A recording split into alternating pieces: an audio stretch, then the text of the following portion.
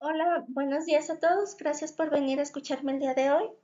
Mi nombre es Gloria Magdalena Castañeda Campos. Soy alumna de la maestría en Ciencias del Procesamiento de la Información y el día de hoy vengo a hablarles un poco sobre qué son las GANs. Creo todos han tenido algún acercamiento o han llegado a oír sobre este tipo de redes. Las redes generativas adversarias, mejor conocidas como GANs, han tenido un gran auge en estos tiempos. Tomen por ejemplo el cartel de la promoción para esta plática.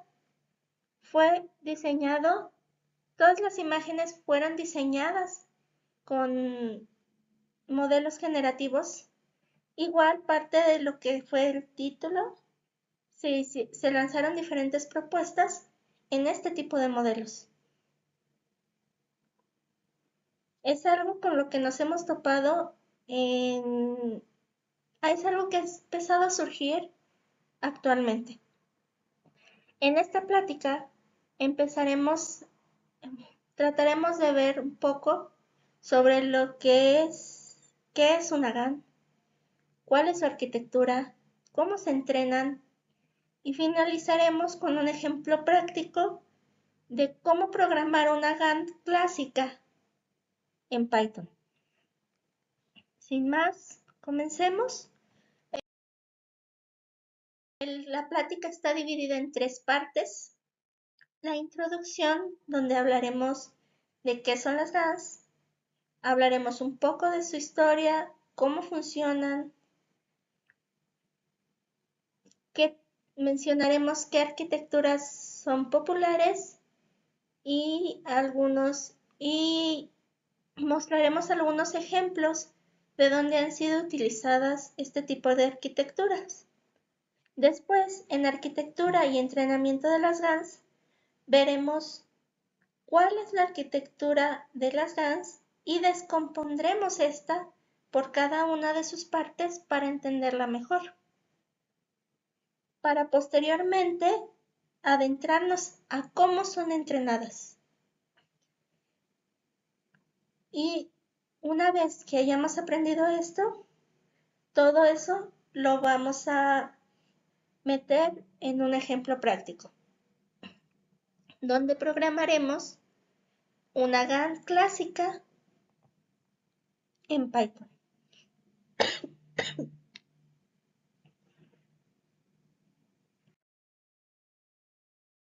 Empezamos con la introducción. Como les dije, está dividida, en esta parte veremos qué son los modelos generativos. Después exploraremos qué son y cómo funcionan las GANs. Hablaremos un poquito de la historia y evolución que han tenido desde sus inicios hasta hoy en día. Mencionaremos las arquitecturas más populares y mostraremos algunos ejemplos de sus aplicaciones.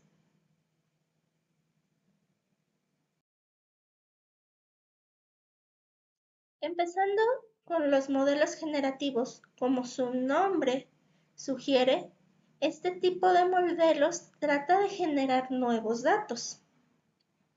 Los modelos generativos son algoritmos o arquitecturas de redes neuronales diseñadas específicamente para aprender y generar nuevos datos que sean muy similares a los datos con los que fueron entrenados. Tomemos por ejemplo la imagen. Tenemos dos conjuntos. Un conjunto donde están los puntitos verdes son imágenes de perros. El otro conjunto donde están las imágenes, los puntitos azules, son imágenes de gatos. Si yo les doy un bonche de imágenes de perros y les pido que imaginen un, les pido que imaginen un perro, va a ser algo muy similar a todas las imágenes que se les dieron. Esto hacen las redes generativas. A partir de un conjunto de elementos dados, tratan de generar ejemplos similares, no exactamente iguales, pero muy similares a cada uno de estos.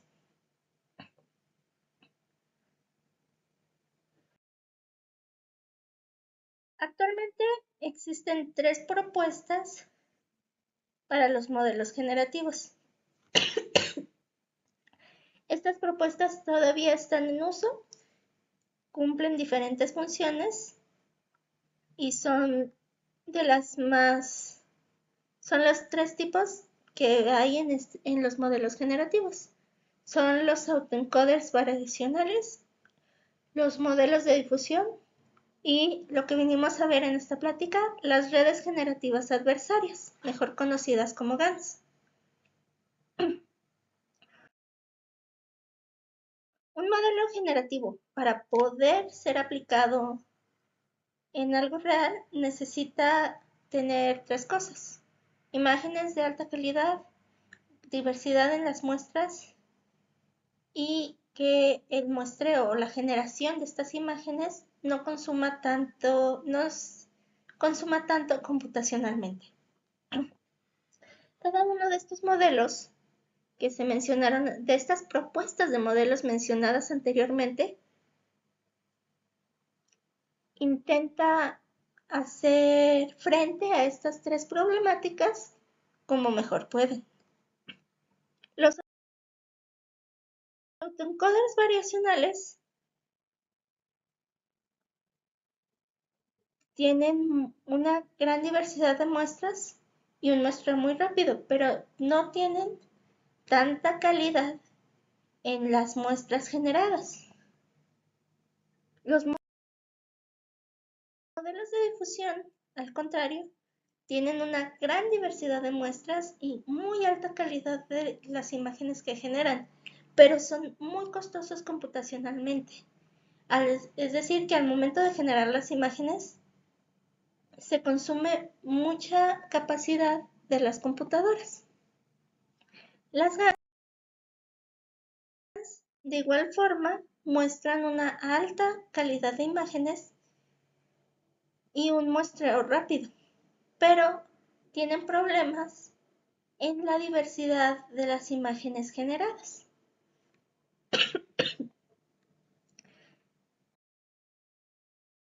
Metiéndonos un poquito más en lo que son las GANs, su nombre lo dice, redes generativas adversarias o antagonistas.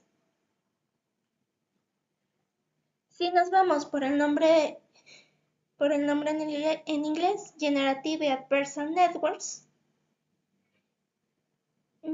podemos desglosar un poco mejor el significado.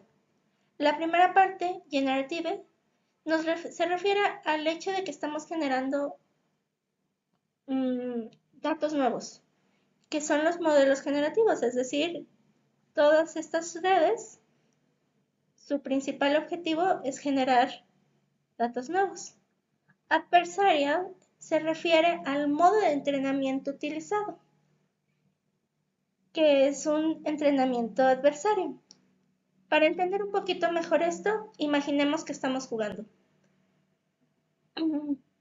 Imaginemos que se está jugando el juego de Pac-Man y tenemos 2 competidores, es decir, los fantasmitas y Pac-Man. El entrenamiento adversario o antagonista hace referencia a esto, a una competencia, donde cada usuario o cada jugador trata de ganar. Y la forma en que lo logra es intentando vencer al oponente contrario. En el ejemplo de Pac-Man, Pac-Man no se deja atrapar por los fantasmas y los fantasmas van mejorando cada vez para intentar atrapar a Pac-Man. Lo mismo sucede con las GANs. Contamos con 2 redes que están jugando una con otra constantemente para tratar de superarse. Networks nada más se refiere al tipo de técnica de aprendizaje profundo utilizada, que son las redes neuronales. Pero ¿cómo funcionan las GANs? Como ya lo mencionamos, es un juego entre dos oponentes, el generador y el discriminador. Imaginemos, para comprender un poquito mejor cómo funcionan, que el generador es un falsificador de billetes y el discriminador es una cajera que fue entrenada para detectar billetes falsos o verdaderos. El juego empieza con el generador tomando del material que hicieron, bueno, tomando del espacio latente, es decir, de todos los materiales que tiene, cosas para generar billetes, generar datos. Estos billetes al principio no son tan buenos, pero él va generando cosas. Mientras la cajera ha sido entrenada para detectar billetes falsos y los verdaderos.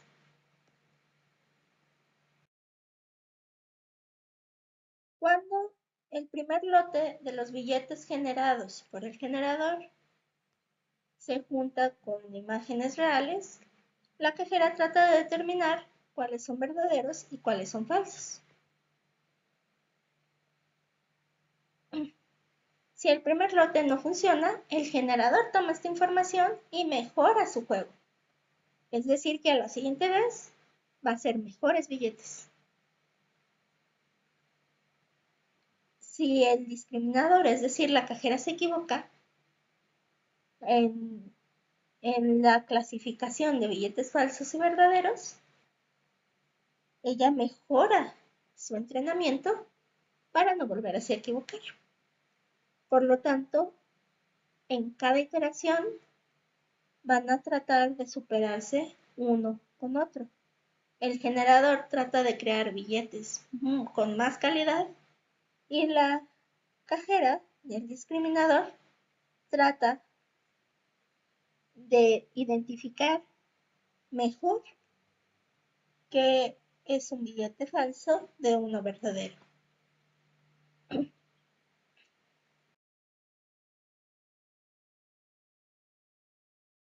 Así es como funcionan las GANs. Ahora vamos a empezar a hablar un poquito sobre la historia y evolución que han tenido desde su creación hasta hoy en día. Todo empezó con la idea de Ian Goodfellow, que introdujo los modelos de las GANs. Estos fueron una revolución por la forma en que generaban imágenes, que puede no parecerlo por las cosas que ya estamos acostumbradas, pero eran imágenes con una calidad muy alta, imágenes generadas de una muy buena calidad. Se puede apreciar más en la parte de los números, donde literalmente es indistinguible los ejemplos de las cosas generadas.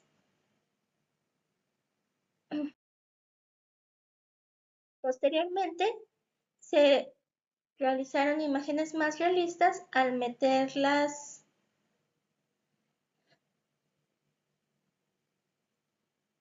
se realizaron imágenes más realistas al meter las redes convolucionales a estas arquitecturas. Es decir, utilizamos redes convolucionales profundas con redes generativas adversarias, donde únicamente se sustituyeron las redes por redes convolucionales. Esto mejoró muchísimo la generación de imágenes realistas. En 2017 todavía se mejoró más con la venida de las WGANs o Weserstein GANs, las cuales utilizan otro tipo de medida en su función de costo, lo que mejoró mucho más la calidad, la calidad de las muestras generadas.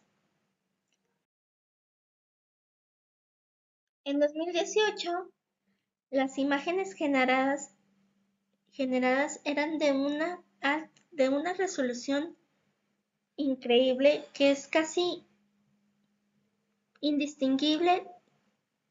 O sea, nosotros no podemos distinguir que estas son imágenes falsas. Todos los rostros de esta imagen fueron generados por GANs y simplemente verlos es asombroso, o sea, porque parecen que fueron tomadas por una cámara, no que son imágenes generadas. Después, en el 2019, se empezó a trabajar con las aplicaciones de traducción de dominios y las transferencias de estilos, donde nosotros tenemos imágenes y las queremos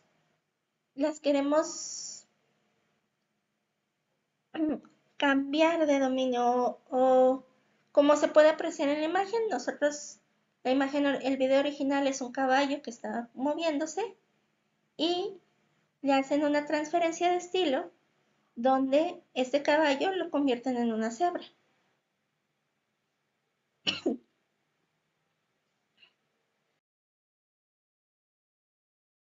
Finalmente, a partir de 2021 se han explorado la generación de datos en diferentes dominios, no nada más en lo que son aplicaciones de visión por computadora, sino también audio, señales, texto. Las GANs han empezado a ampliar sus barreras y no nada más quedarse en la generación de imágenes, bueno, en el área de visión por computadora, sino que han empezado a generar diferentes tipos de datos. Ahora, con las arquitecturas populares, ya las mencioné en la línea de tiempo. Algunas de ellas las estuve mencionando, como fue la de CGAN, Deep Convolutional GANs, por sus siglas en inglés, donde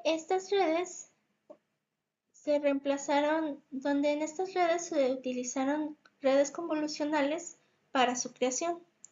Las GANs condicionales o CGANs generan ejemplos específicos o condicionales de todo el dataset de muestras con las que fueron entrenados.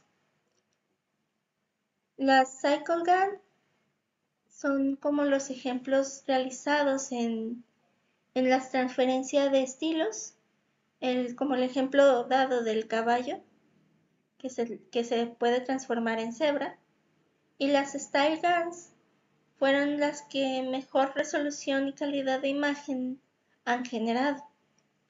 Existen otras que son muy similares a estas también. Estas son un poco más nuevas y han empezado a surgir. Son las SAGANs, Self Attention GANs, y las PICANs, que de forma similar son más utilizadas para lo que es la transferencia de estilo o en la transferencia de imagen a imagen.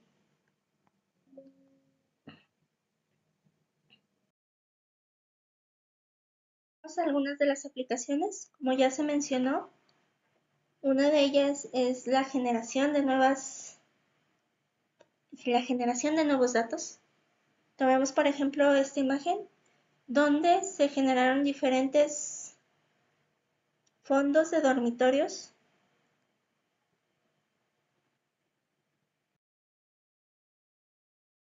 Otra de las aplicaciones que ha tomado mucho interés es la transferencia de estilos o la transferencia de imagen a imagen, donde podemos realizar, bueno, como se puede observar, podemos pasar de la imagen de una cebra a convertirlos en caballos o viceversa, pasar desde la imagen, la foto de un cierto momento en el tiempo, como primavera, cambiarla hacia invierno. O podemos tener una imagen, una foto y darle el estilo de diferentes autores, bueno, diferentes pintores a esa imagen. Es decir, la misma foto va a tomar las características que hacen populares a esos pintores.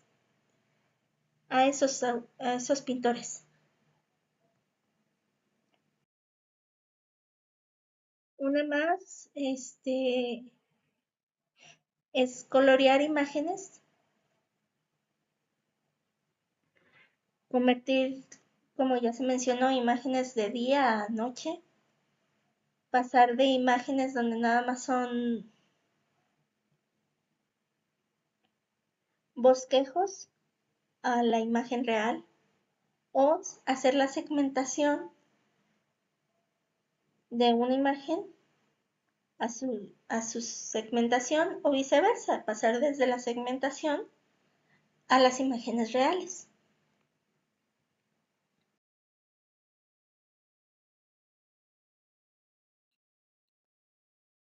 Otra aplicación también es bueno, esto volvemos a lo mismo, es la transferencia de estilo, donde nosotros tomemos una imagen base y podemos darle los estilos de cada una diferente. Por ejemplo, la imagen de la mujer va variando dependiendo del estilo que tenga arriba, con una calidad muy grande de las imágenes que se generan hoy en día.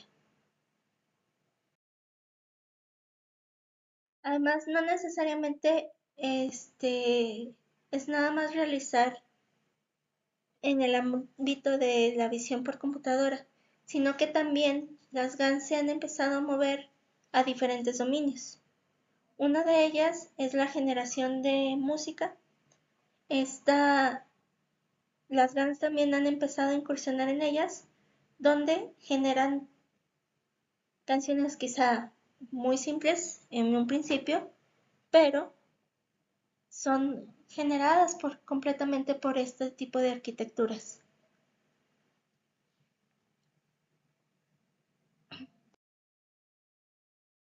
Iniciaremos la parte 2 de esta plática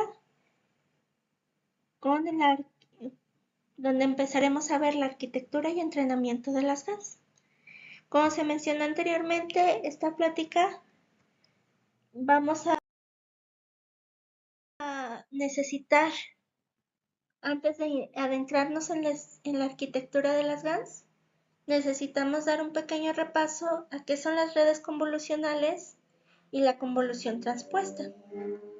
Después veremos la arquitectura de las GANs, pasaremos a cómo entrenar este tipo de redes, cómo son evaluadas y algunas de sus limitaciones y dificultades.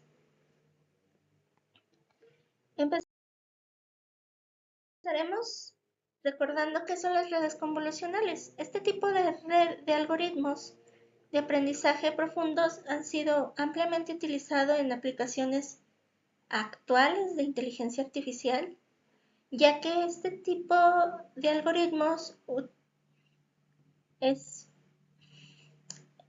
muy bueno extrayendo características de las imágenes, de los datos. Podemos observarlo en la imagen de abajo, donde nosotros tenemos una imagen, se le aplica una convolución, o sea, se le aplica un filtro y obtenemos un mapa de sus características. Pero, ¿cómo están compuestas estas redes? Estas redes están compuestas de tres capas principales: la capa de convolución, la capa de agrupamiento y una capa completamente conectada. donde en la capa de convolución se realizan la mayor parte de las operaciones. A partir de una imagen dada, se le realizan la mayor parte de las operaciones en la capa de convolución, ya que ésta trata de generar los diferentes filtros, los diferentes mapas de características de la imagen. La capa de agrupamiento trata de agrupar esta información, donde se va reduciendo cada vez que se va agrupando un poco más. Finalmente, la capa completamente conectada puede ser utilizada para aprender las características rescatadas desde la capa de convolución.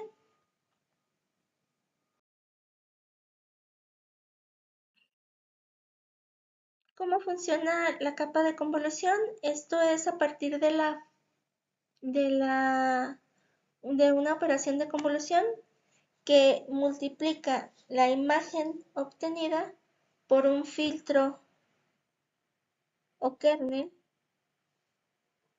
que va a estar extrayendo la información de esta imagen. Podemos ver cómo se realiza esta operación en la imagen a la derecha, donde vamos pasando el filtro a lo largo de cada pedazo de la imagen para obtener los datos, para obtener las características o valores de de esta imagen con el filtro.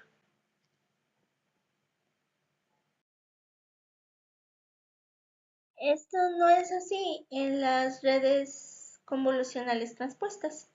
A pesar del nombre, no se realiza una operación contraria. Realmente se está haciendo un proceso de reescalamiento. Es decir, se puede usar como un descompresor, ya que reconstruye la resolución espacial de las imágenes y además realiza una convolución.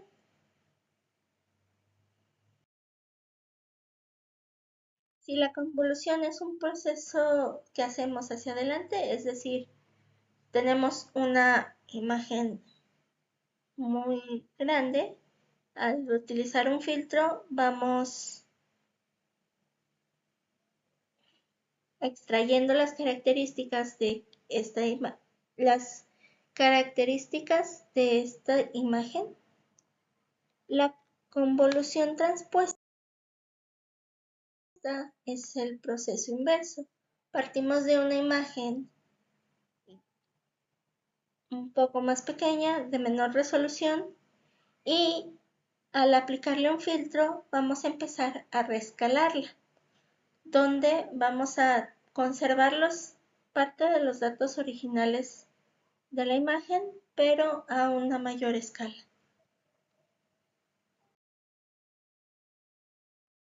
La forma de calcular la salida y el tamaño de las imágenes está dada por la siguiente fórmula. De forma similar que en la convolución transpuesta también tiene un agregado o padding. Se necesita conocer el tamaño del kernel y tiene el tamaño de saltos o el tamaño del movimiento que hace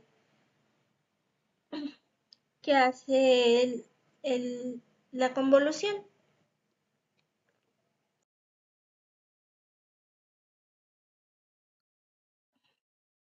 Una forma para entender esto es ver cómo funciona la función com2D transpose de Keras, que es la que vamos a estar utilizando en la práctica con el siguiente ejemplo. Imaginemos que tenemos una entrada de 2×2 con un kernel de 3×3. Podemos calcular la salida con la siguiente fórmula. Si no agregamos ningún padding, y si no agregamos ningún agregado y el salto es de uno en uno, nosotros tendremos como resultado una imagen de 4×4, pero ¿cómo llegaremos a ella?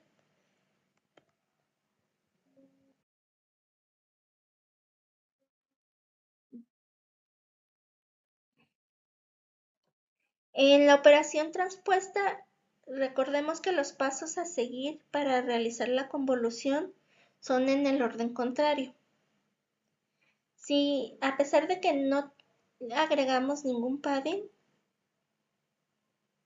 se agrega uno correspondiente al tamaño del filtro,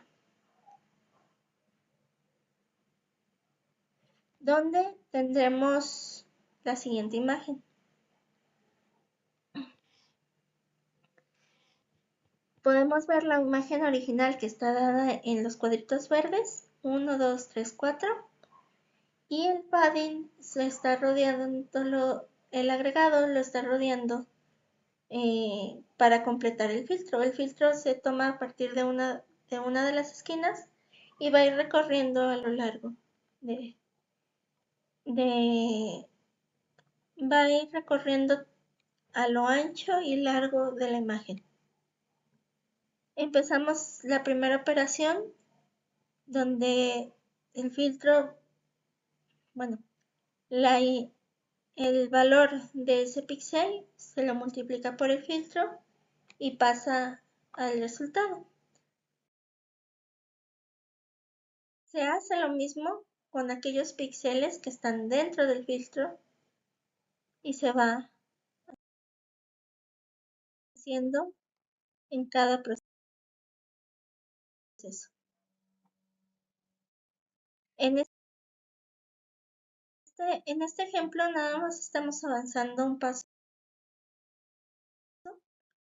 por lo que podemos observar cómo las operaciones se van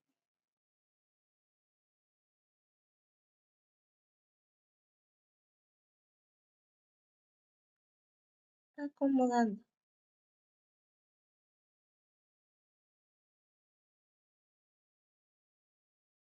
Y de forma muy similar a la convolución,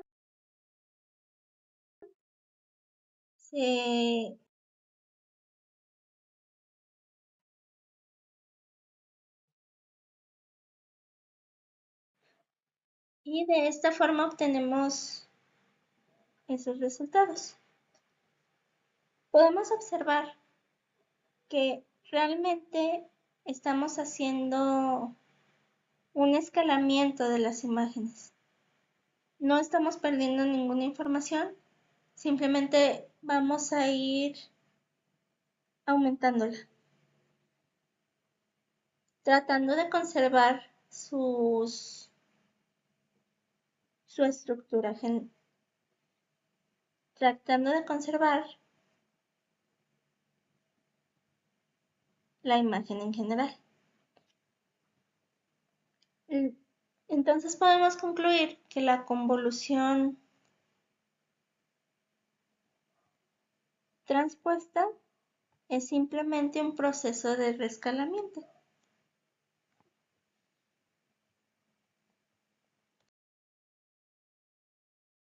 A la arquitectura de las GANs.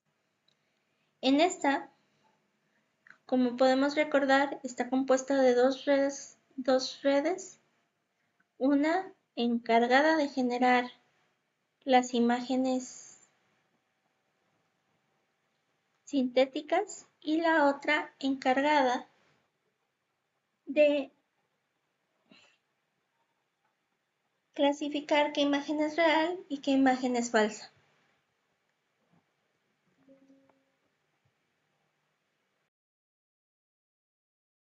El generador en las GANs está compuesta de redes convolucionales transpuestas. El generador trata de... Su estructura es muy similar a lo que vimos de la convolución, de las redes convolucionales, pero de forma inversa. Nosotros pasamos desde una convolución transpuesta más pequeña y la vamos haciendo cada vez al tamaño de la imagen que deseamos generar.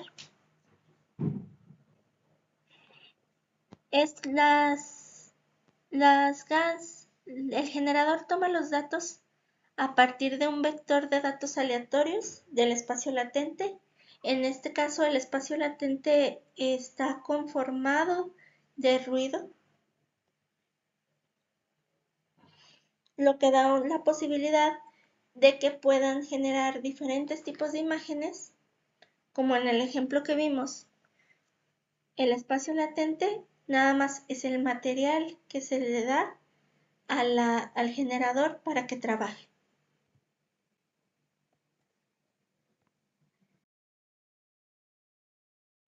El discriminador es una red convolucional clásica, donde nosotros tenemos dos tipos de datos que entran, los datos, un bonche de datos aleatorios tomados de los datos reales y los datos generados a partir del generador. Estos entran dentro de la red, se extraen las características para distinguir cuáles datos son verdaderos y cuáles son falsos y arroja estos valores. Entonces nos permite el discriminador saber cuándo un dato es falso y cuándo es verdadero.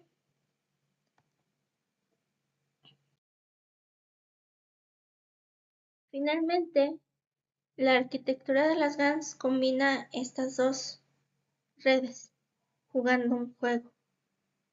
Esto a simple vista no lo parece, pero al momento de entrenar es lo que se está realizando. El entrenamiento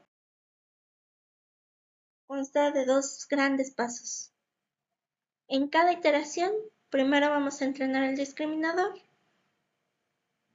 y después entrenaremos el generador.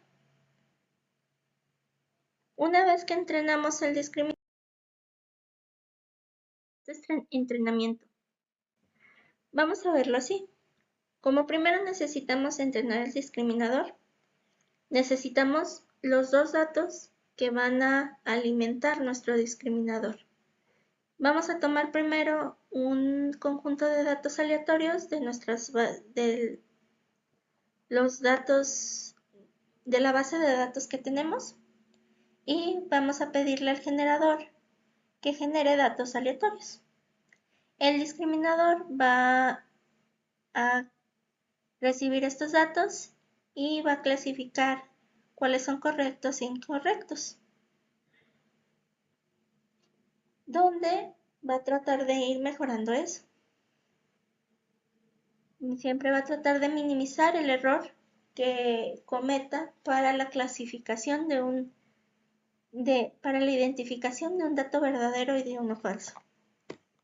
Una vez entrenado el discriminador, pasamos a entrenar la segunda parte nos toca entrenar el generador. Como vimos en primero, ya entrenamos lo que fue el discriminador y tenemos ya un modelo entrenado para distinguir si un dato es falso y un dato es verdadero. Ahora, nosotros primero necesitamos generar otra serie de imágenes sintéticas que meteremos a nuestro discriminador ya entrenado, el cual nos arrojará un error de clasificación si las imágenes son suficientemente buenas para parecer reales o si no, o si son clasificadas como falsas. Este error de clasificación nos ayudará a actualizar los pesos del generador, ya que vamos a buscar maximizar el error de clasificación para que cada vez que las imágenes generadas sean clasificadas más veces como imágenes reales. Entonces, finalmente, el entrenamiento se da de esta manera. Primero realizamos el entrenamiento del discriminador, donde se busca minimizar el error de clasificación entre las imágenes verdaderas y las imágenes generadas. Y después, una vez que ya tenemos este modelo entrenado, vamos a entrenar el generador con el discriminador, donde el generador va a tratar siempre de maximizar el error de clasificación que tiene el discriminador. Esto va a ir haciéndose con iteración.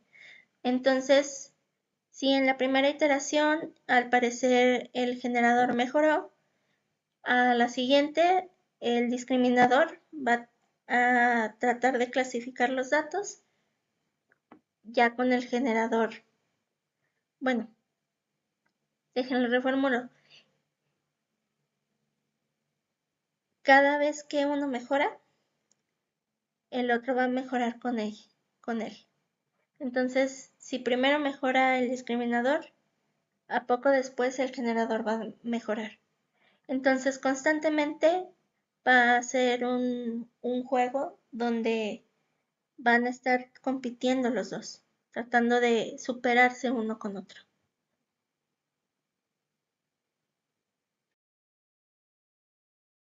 Lectura de las GANs, vamos a hablar un poquito sobre la evaluación de los modelos. A diferencia de lo que son las redes neuronales normales o los modelos de aprendizaje que normalmente conocemos, que se entrenan con una función de pérdida hasta que llega hasta la convergencia, las GANs no funcionan así. No existe una función de pérdida objetiva que podamos utilizar para entrenar los modelos de las GANs.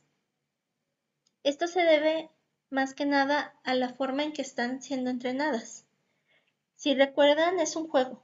Nosotros primero tratamos de hacer que converja una y tratamos de hacer que la otra también lo haga. O sea, a cada momento, si una mejora, la otra a la siguiente iteración va a mejorar. No hay una manera objetiva de evaluar el progreso de la generación de las imágenes o la calidad relativa absoluta de los modelos a partir de una función de costo. No existe, por lo que se ha llegado a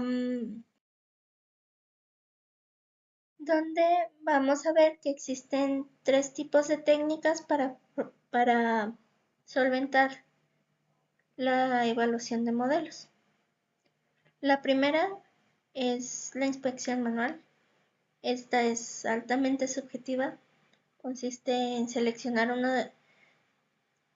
generar imágenes de diferentes modelos y seleccionar aquella que mayor calidad o diversidad tenga.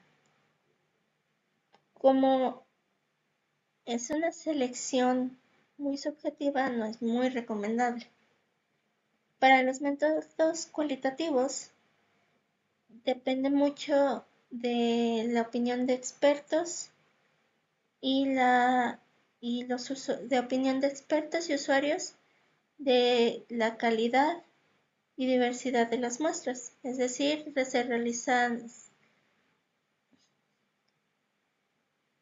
realizar la inspección manual, pero de una forma un poco más controlada.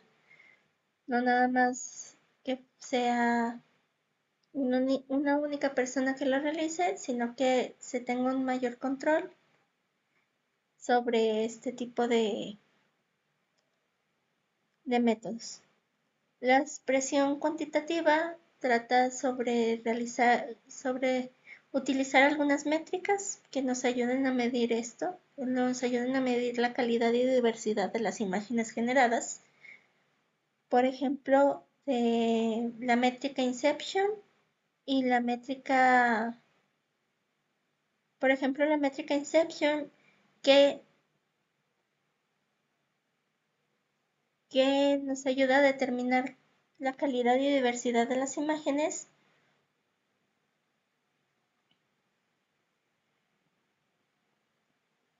O la métrica FIC, Fisher Inception Score, por sus siglas en inglés, que nos ayuda a determinar si la distribución de los datos generados, qué tan alejada está de los datos originales. Estas dos métricas son muy utilizadas para medir, para determinar, para evaluar el comportamiento de las redes generativas adversarias.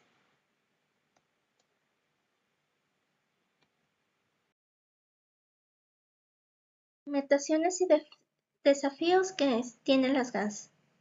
Existen dos grandes fallas en los modelos de las GANs.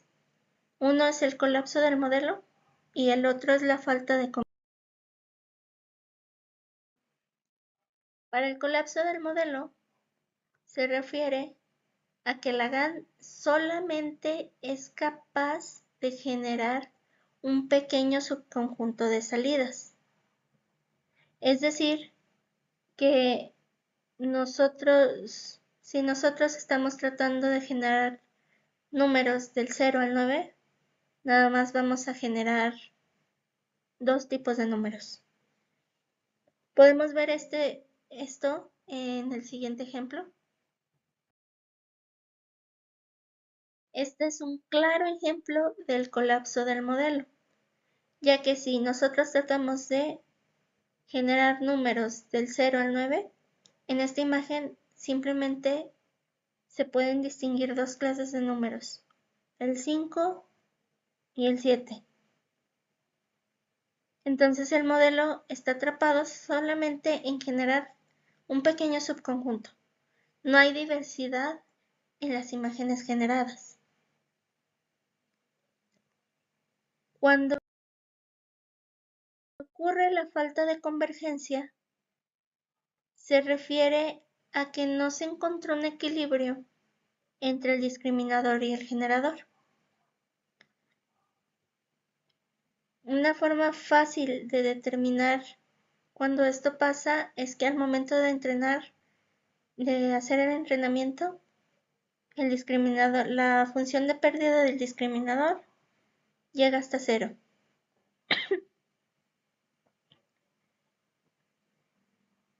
En este tipo de fallo, se espera que el generador produzca imágenes de muy poca calidad, es decir, que casi no se distingan de ruido. Así que es fácilmente identificar cuando ocurre este problema. Podemos verlo en el siguiente ejemplo.